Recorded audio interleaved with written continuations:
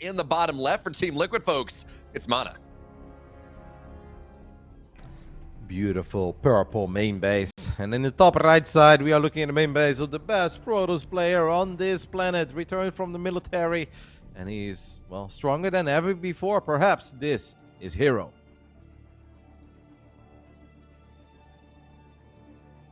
And Roddy, now we get to see whether herO can accomplish that goal that he set for himself at the in the interview yesterday, where he's sitting there, he's won the GSL, his wife is in the crowd crying, and he says, yeah, you know, I want to make sure I win more. So me winning is boring for my wife. Well, he's got an opportunity. TSL is starting right now. Yeah, but this is a very difficult event to win. Of course, winning GSL is very difficult too. But you look at all the players that have qualified for this event, and is there really anyone missing? Like, this is one hell of a tough tournament, especially because of the different formats as well, right? First, best of 3, then best of 5. It starts online, but there are going to be offline finals. And then you have like the big 3, 4, or even 5, depends how far you want to go, of Europe competing in this event as well. I'd be incredibly impressed if herO could follow that recent victory up with winning TSL. But I do think we all look at herO and like, that's at least a guy that's going to make it to the offline portion of this event, right? Well, his journey starts here, but I do think once more, this is a dangerous first round for him. Sure, he's the overwhelming favorite, but MaNa is still really good. He quite frequently gets victories over the likes of Skillers in a PvP, and Skillers, on the other hand, gets victories over herO in some of these online tournaments. So this really is not a 95-5 kind of best of 3. This is a series where herO really just needs to be on point. His scouting needs to be basically everywhere. He needs to make sure that MaNa doesn't catch him off guard. And you know, as you were talking about during the break, Roddy, MaNa is undefeated against herO. Now, we're not going to talk about the context or how old those results are, but hey, you know, MaNa undefeated, not bad, and he's had some great results recently too. He killed Astray, he killed Nightmare, and we saw not only how good Astray, or not only just how good Nightmare looked, but Astray even better, and Astray had some insane PvP results as of late. And I guess the other thing we got to talk about, as this is a map with a ramp, this is forcing herO into the European PvP style, that thing that MaxPack started, which, hey, MaNa's going to be a lot more experienced with that than herO is. To be honest, herO's build here is very odd, because he just went for like the 1 gate, but then he scouted. He even tried to get a pylon down. That didn't really make any sense to me, because that pylon would not live very long. But I think he scouted, but this is one of these games where probably even herO is sitting as like, what did I really scout? Like, you have 2 gateways on the low ground, but that's all I know. So at this point, he's worried that MaNa is building something else out there on the map. herO is clearly worried about facing some sort of an aggression. Instead, MaNa's kind of playing the mind game where he went for 2 stalkers, then just went for an expand. herO has a shield battery in his main base that's completely useless. This probe scout, though, is good. And now MaNa is the one who desperately needs to get a battery near his ramp, because herO just said, all right, I wasn't totally sure what you're doing, but I'm definitely sure of what I'm doing right now. And that is 3-gate aggression from 1 base. He doesn't have a pylon, or excuse me, a gateway or a warp prism on the other side of the map, but he can still warp in 3 units, and MaNa needs that battery that he does have, and now he just needs to make damn sure that he's paying attention. And he does not. No, that's a painful warp in. That's such a painful warp in, Diomo. Oh, okay, yeah, 1 and Death will go. Could have been worse, but could have been a lot better too. This is a rather exposed pylon. We need to see the shield battery on it. There we go. Overcharge. Risky. Oh, yeah, it's going to be okay now. Overcharge now popped. But Ravi, this is not the most committed 3-gate in the world. herO does have a natural behind that. He's still probing up. He's not going quite as hard. But with the addition of these sentries here, let's see if he can section something off. Shield battery overcharge done right now. The pylon is still rather low. Not a lot of energy in the shield battery. But if there's a pressure release valve, MaNa just needs to survive a little longer. That Dark Shrine, halfway done. This is a wild fight. Couple of force fields go down. Stalker has already fallen on the side of herO. MaNa is going to end up losing 1 Stalker, 2 there, with a lot of extra shots. Now we just need to make sure that we can keep those adepts at bay. We cannot, but we can actually force them the long way around. So that is kind of cool that Shade will still finish up. And you're spot on about that Dark Shrine. For herO, it'd be so big right now to get a Shade into the main base, but he doesn't get another Shade into the main. So at this point, he doesn't know yet. And he's probably expecting MaNa to just have quick blink. And MaNa is now working on blink, but it's a lot more about these DPs. The only good news for herO, and very, very good news even, is that MaNa does not have a pilot. Oh, okay, MaNa finds those adapts as well. I actually really like where this game is going for MaNa, even though we do have that robo going down now. I think overall it's very playable for the man from Poland. That it is. I'm so glad to see that robo coming out from here, though. Often on these 3-gate blink timings, you'll see them just skip the robo for forever because it's a Twilight opener. Luckily, herO understands that is a situation where he could very easily lose this game. And because there's a full wall, there are sentries here. These DTs should not really be able to punch on through. herO's aware that they're here, so he's going to run back. Good force field, but he should lose that Stalker. But this should be enough time. We should get an observer out now. These DTs represented so much threat, but herO's handling this pretty damn well. And we can obviously get an overcharge. Sentry is going to take some damage. One DT does snuck by, and that's already one dead Sentry, but now the overcharge is going to keep everything alive. If I was use overcharge on the gateway, herO, heal up your gateway. He does it now in the end. That shield battery is actually taking a lot of damage. Shield battery is going to fall. The Stalkers of MaNa show up as well. And even though herO is going to have detection, he is actually down in units. This could be a big upset here, Biomorph, as MaNa is just all over game one here. DT, Stalkers, and I think that's all he wrote, baby. What a sick call by MaNa to realize that he's not just buying a lot of time with these DTs and he's causing a bit of chaos. There is an opening for his main army. I didn't expect it right before Blink. Bit of an anti-timing, but he just realized that he had more battle units than herO at that point. And well, we're not there yet, but MaNa gets a very important 1-0 lead on the board. Yeah, really. You talk about anti-timing, but if you win the game with it, is it really an anti-timing? It's an anti-blink timing is what I meant, but I thought it was a sick call, right? Because, okay, if MaNa does not do anything with his main army, then the DTs are just like, swipe, but yeah, overcharge is going to keep everything alive. It's like, okay, you got a Sentry, that's cool, but you don't really want to lose 2 DTs to kill 1 Sentry and force out an overcharge. But MaNa obviously like has all that vision with his DTs, and he's like, well, I didn't plan on attacking right now, but seems like a pretty good idea, especially with one of the Stalkers already being zoned out as well. I mean, sick. Honestly, very well done by MaNa. Very well done indeed. Now we're going to move into map number 2, which is going to be well, actually, even just a little bit shorter. It's going to be Inside and Out. Or not. I'm looking at the wrong thing. It's going to be Cosmic Sapphires for map 2, which is a much bigger map. It's given us some fantastic, expansive games. But also, Roddy, it's a map that has an odd number of bases. That gold base, and we're going to have to see if this happens in this game, but that gold base has really been kind of this linchpin, this hanging point that herO in particular really likes to leverage to try to break this game open. Yep. I mean, it's obviously a very different kind of map. Like you said, it's a lot bigger. And also, there is no ramp going into the natural. So it should be a little bit more straightforward and should be easier for herO to figure out what's happening in the beginning of the game. Like, I don't think herO's plan all along was to go for a pylon on the low ground, 1 gateway, and then drop 2 more gates and go for a 3-gate. I really don't think that was his plan. I just think more, he was confused about what he was scouting. He's like, got 2 gates. And what now? Like, I don't see an expand yet. I guess I'll be aggressive, because at least if I'm aggressive, then I can maybe get some good info and just kind of take it from there.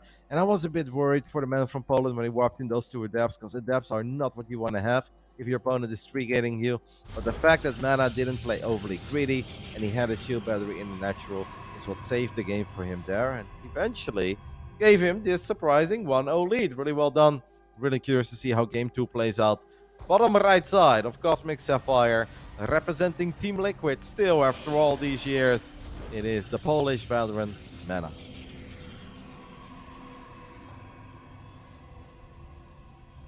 And in the upper left, in the gold, many call him the best Paras in the world, looking to avoid this upset for Dragon Phoenix Gaming. He's herO. My herO, at least. He can be other people's herO, too. I think that's fair. I think Mariah carries herO as well. When a herO comes along, something. Mm-hmm. I'm not gonna sing. It's too early. Too early. Way too sober to do any singing here, mate. But that is a classic, though. I'll be honest. That is a beautiful song. I'm impressed that you know, because you're not that old yet, right, Biomorph? No, I mean, I turned 26 about a month ago, but yeah, that's not that old in the grand scheme of things. But Roddy, I grew up under a rock. The only music I was aware of growing up for the most part was like 70s classic rock, which is also not Mariah Carey, but you know. It's close. It's so good. closer than modern stuff, but yeah. I think in the early years of StarCraft 2, somebody did make a great tribute video. I don't know if that was actually a Warcraft type video, now that I think about it, because it's been a while, but they used the Mariah Carey song, herO, and it was really awesome. It was kind of inspiring, soft touching, but it was really cool. Anyway, enough about Mariah Carey and her herO. We're going to talk about the yellow herO, who has opened up with a pylon in the center of the map and is going to go for a Stargate. Now, if you go for proxy Stargate and you open up with 2 adepts, do you think he's going to go for adept number 3 and 4 as well? Because I kind of feel like that would make sense to me. Not only would it make sense to me, it really has been a herO special where he likes these early adept builds, but more importantly, he likes to pair him up with the Oracle because then he can force difficult decisions in 2 bases. You run the Oracle in the main, you put adepts in the natural, and then, okay, well, how are you supposed to defend that early on? It becomes rather complicated. So, as we say that, he had them on the way, and then he did not have them on the way because MaNa scouted the main base. He's like, oh, well, okay, I guess I can't do that now. So MaNa's going to go for his own Stargate, but that's a much later Stargate, a bit more defensive, obviously. It's also not proxied. Stalkers are on the hunt. Oh, gets a couple of shots off here, and then Stalker number 3 and 4 should have a relatively decent time in dealing with these adepts. He's already chasing them. MaNa's Stalker movement here is very sexy, but it is important that he keeps track of that Oracle, right? Because now you kill one of the adepts, that's awesome, but there is an Oracle heading towards your main base, MaNa. He has a shield battery, so that's very good news. I mean, 4 Stalkers can definitely cause some issues on the other side of the map, especially because herO has a battery, but that's way deep in his main base. And honestly, we're looking at a situation right now. Oh, he's gonna. Wow. He gets it.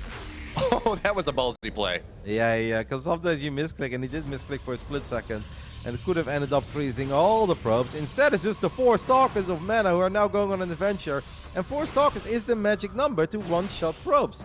If I was MaNa, I would just go for a couple of probes here. I mean, getting a few shots off on that Stalker is obviously kind of cool.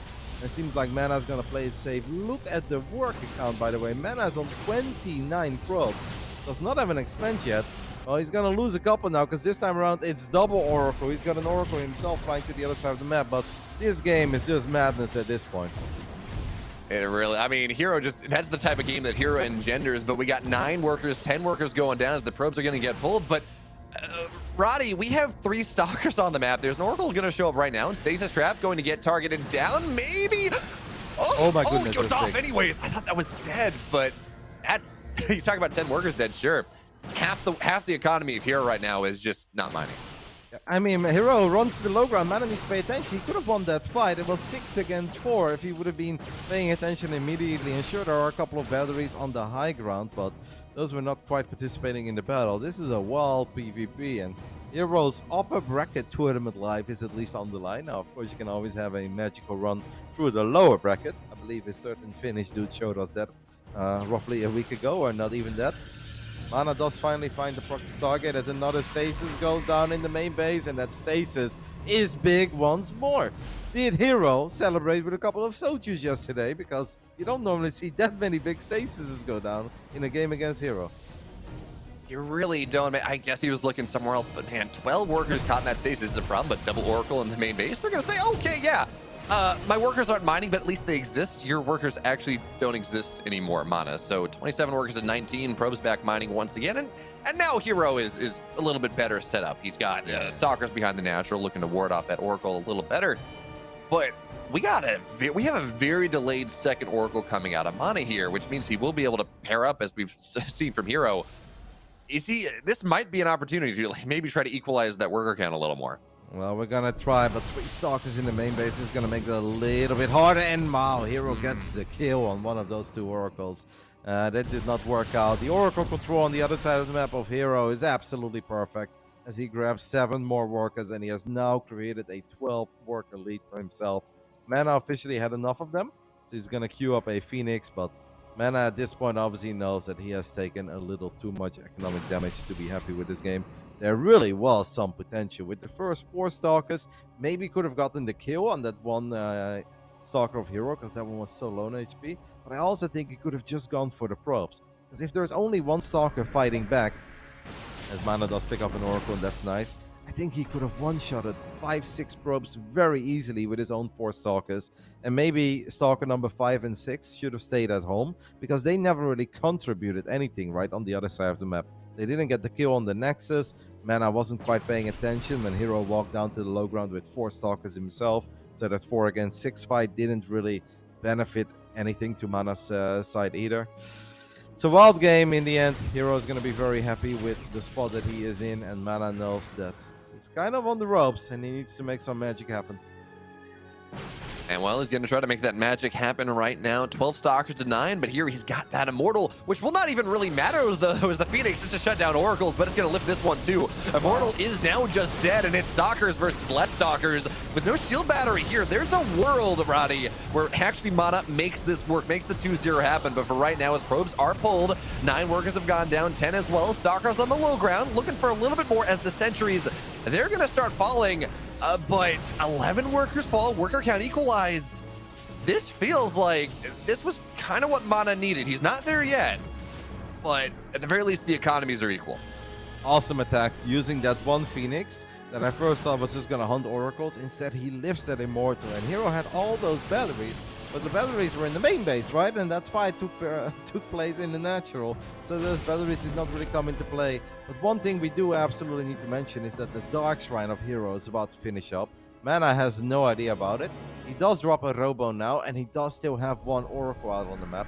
But it's very important for MaNa that he doesn't do anything silly with that Oracle, as the first DT is already on its way. MaNa, you need to bring that Dark... Okay, he's bringing it home. He's bringing it home. I think he kind of knows.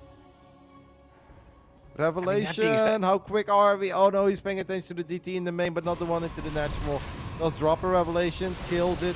We should have another Revelation available, right? It's only 25 energy. Just waiting for the cooldown. Yeah, just got to come off cooldown. But still, 5 workers going down as that DT is now dead. He's going to try to get... no more workers. It could have. But still, that buys herO time once again. He's at 41 to 33. Even that brief equalization was not enough. I guess MaNa didn't have enough in the bank to maybe start probing immediately.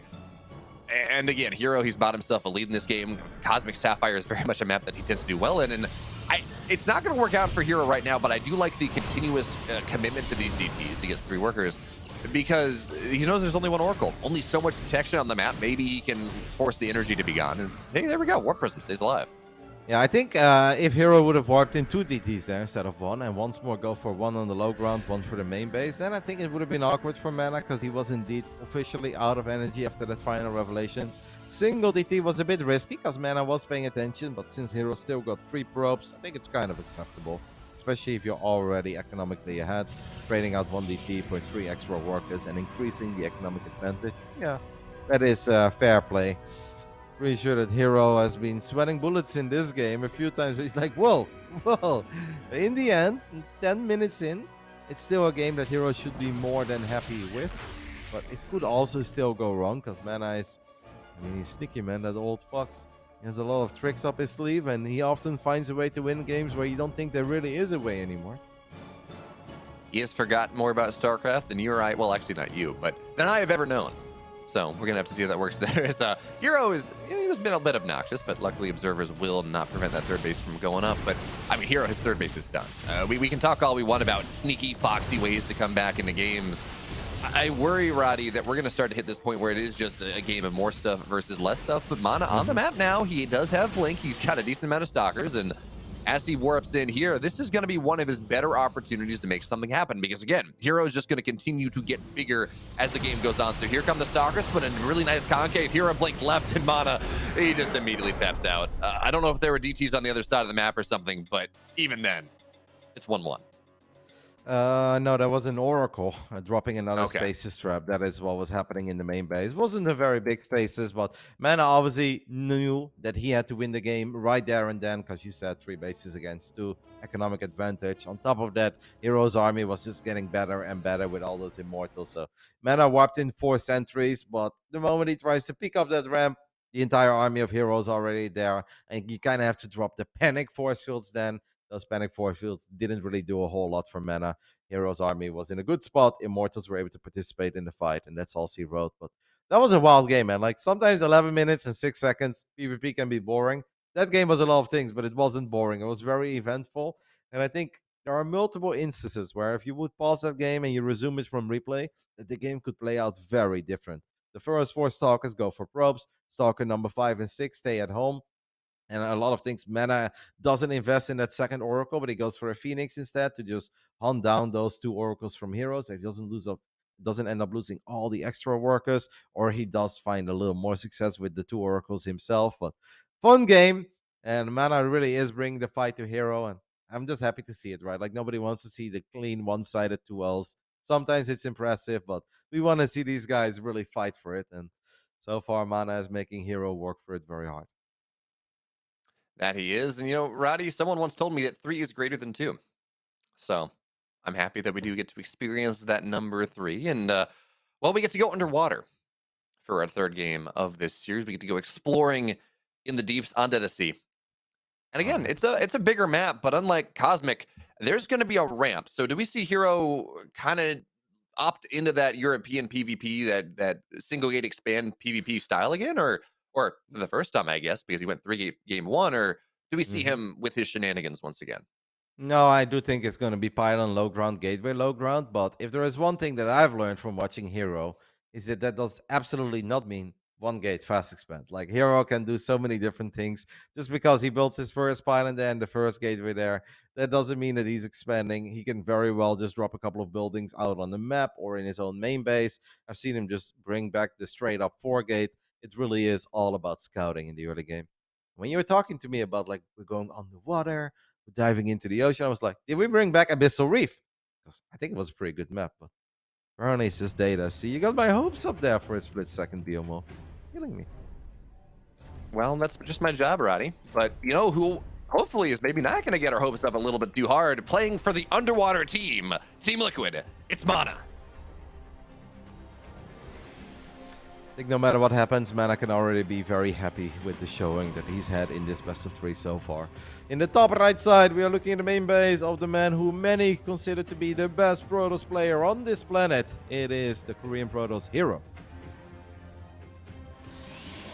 A long time ago, known for winning IEM after IEM, they called him the Smiling Assassin.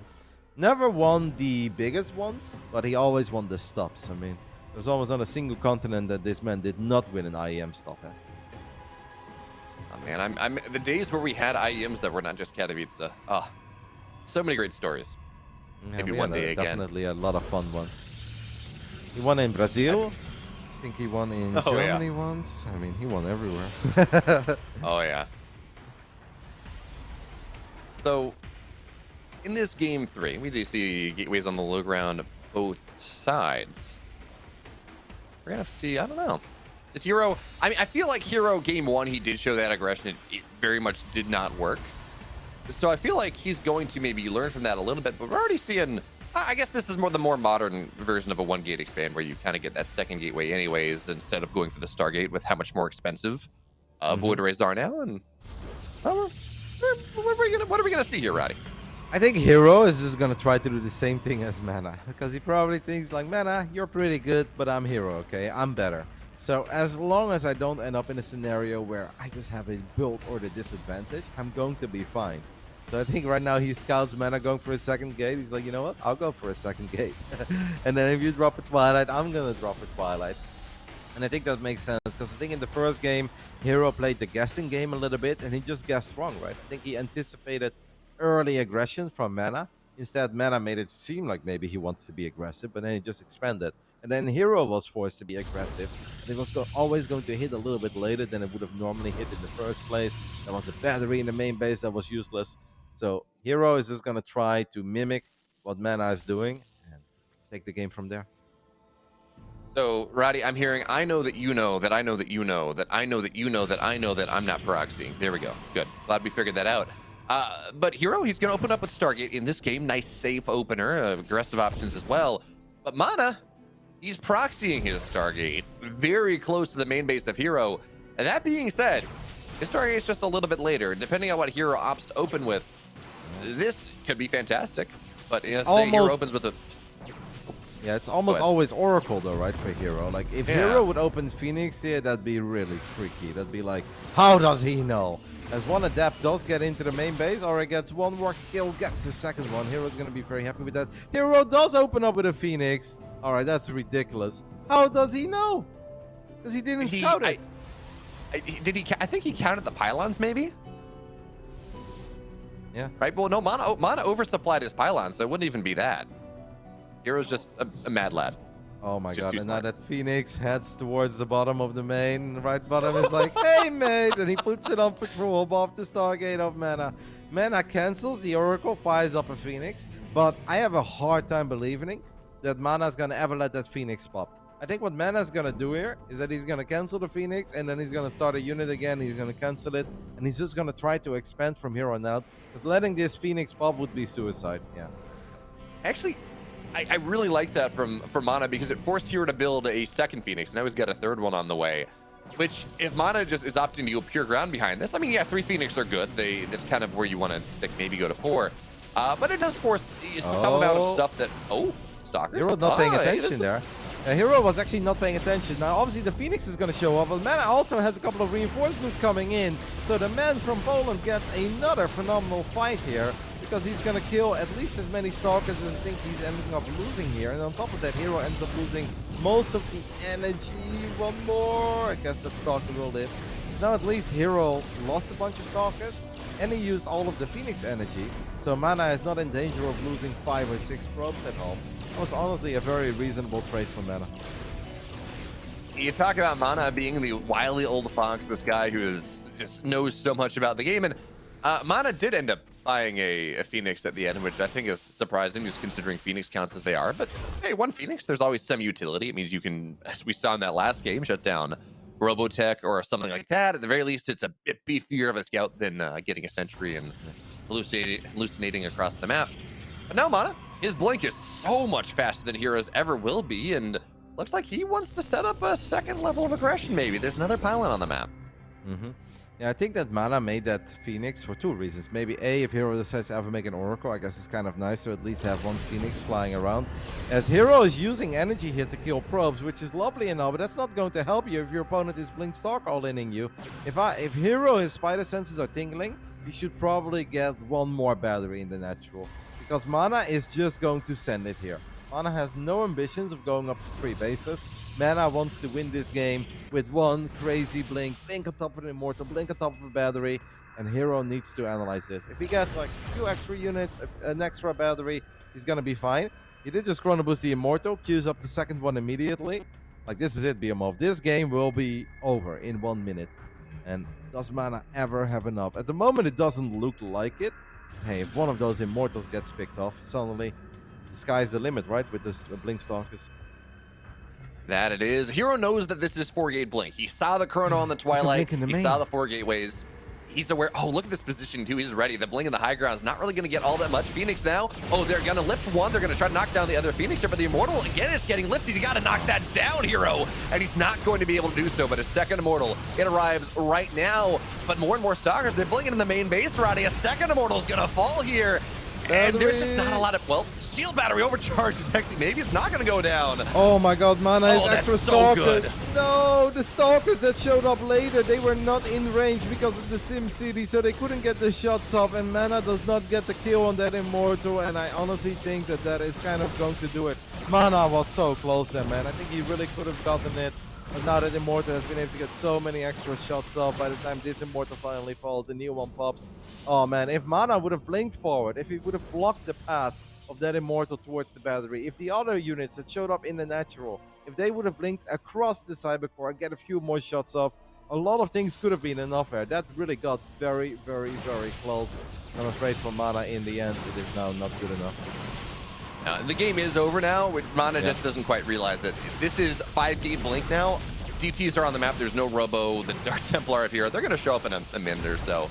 Less than that, and I think we're going to see MaNa tap out there. But for now, he's a dead man walking, trying to make something happen here. Maybe he can find some level of equalizing damage, but another DT warps in defensively. And I would not be surprised to see him tap out right now, but he's going to last just a little bit longer. And there we have the quadruple Gs, or even more. herO